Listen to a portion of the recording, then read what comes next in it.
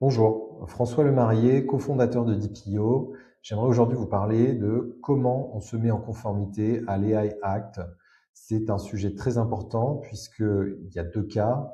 Vos équipes utilisent des outils d'IA sur différentes choses, ChatGPT, Canva, tous les outils qui intègrent de l'IA et qui envoient les données sur des LLM.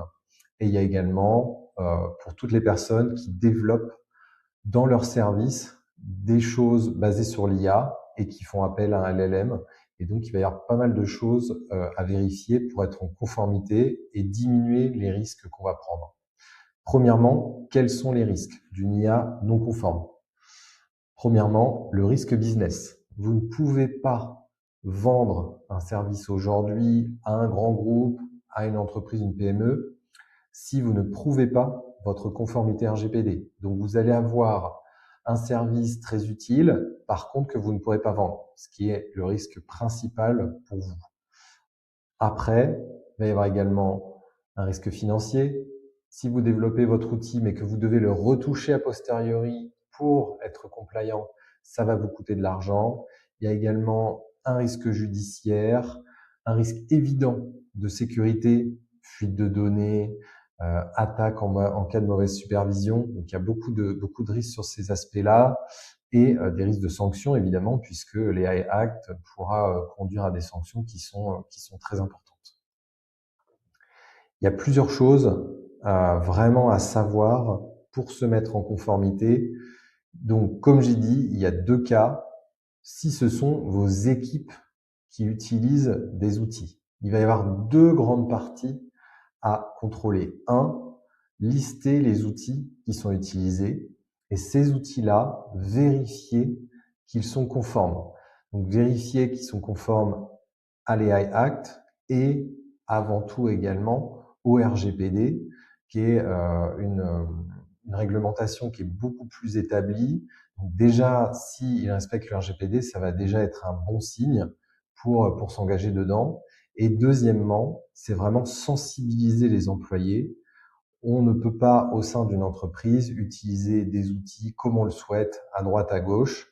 Il faut que ça fasse partie d'une liste d'outils qu'on a validés, qu'on a testés.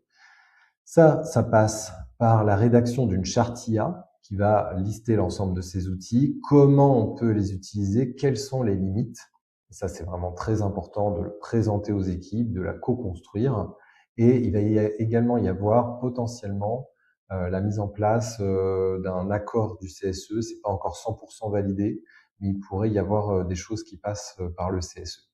Donc ça, c'est vraiment important. Et deuxièmement, si vous intégrez l'IA à vos outils, à nouveau, il y a vraiment des choses importantes à considérer en amont. Moi, je mettrai le point sur deux aspects.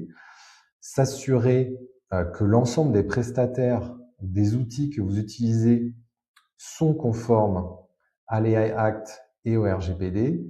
Et c'est là où le sujet est un peu compliqué puisque principalement, on va s'appuyer sur un LLM du marché pour éviter d'en développer un soi-même puisque ça va être, sinon ce serait très coûteux. Aujourd'hui, la CNIL n'a pas pris une position très claire sur l'interdiction ou non des LLM, notamment qui seraient aux États-Unis comme OpenAI.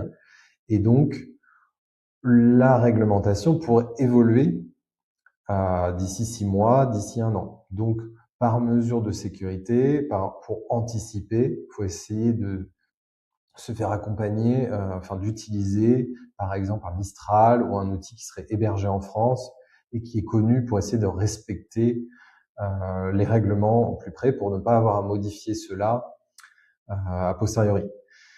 Le deuxième point très important, c'est que votre outil, dans le cadre de son développement, dans le cadre de son design, vous essayez qu'il respecte l'ensemble des règles de type AI Act et RGPD. Donc ça va être tout ce qui va être passer en revue l'ensemble des traitements, l'ensemble des risques, l'ensemble des prestataires, l'ensemble des traitements, comme je dis, et donc pour vérifier qu'on est déjà 100% nickel. Donc, vous voyez, il y a pas mal de choses à contrôler, même si c'est quelque chose qui est tout à fait faisable et qui va bien sûr évoluer semaine et mois après mois depuis que c'est mis en place. Nous, on propose quelque chose de très précis pour l'ensemble de nos clients RGPD, où on a basculé, on fait la conformité à l'AI Act, et donc on a un outil qui est très simple au sein de notre plateforme et que je vais vous présenter maintenant. On a au sein de notre plateforme, sur le même modèle que pour de la conformité RGPD, on a développé un audit IA qui se matérialise par un formulaire auquel il va falloir répondre. Donc, il y a un certain nombre de questions, je vais vous montrer, qui va décrire l'ensemble des caractéristiques de votre outil IA.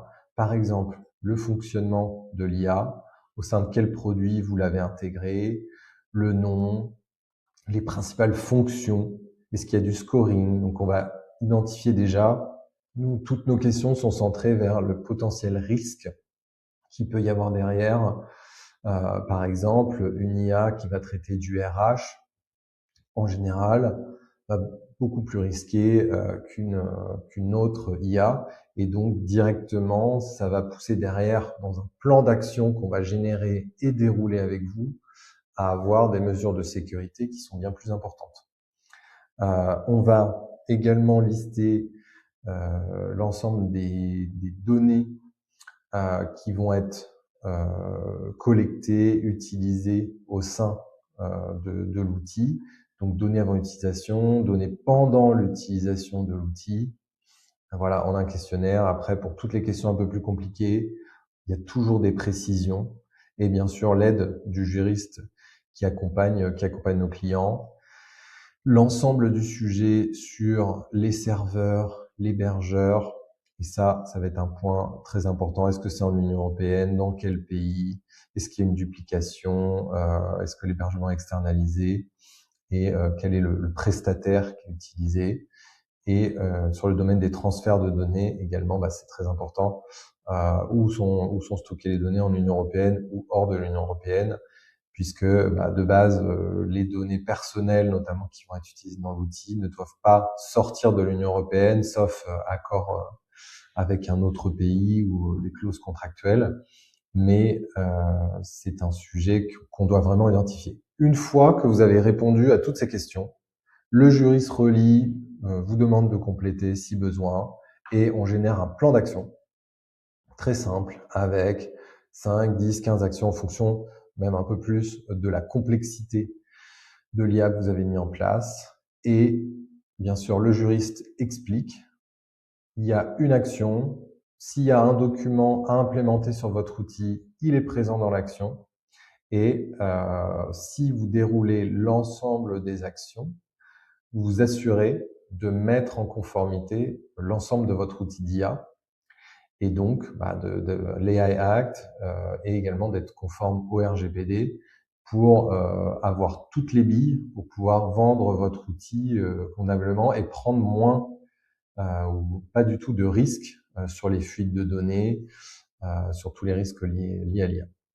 Si vous voulez en savoir plus, n'hésitez pas à contacter DPO et vous trouverez également, pour vous aider dans un premier temps, une charte IA que vous pouvez communiquer à tous vos employés. Donc, vous la trouverez en commentaire sur cette vidéo qui va permettre de donner les bonnes pratiques pour éviter de prendre les plus gros risques liés à l'utilisation de l'IA en entreprise. Merci à tous.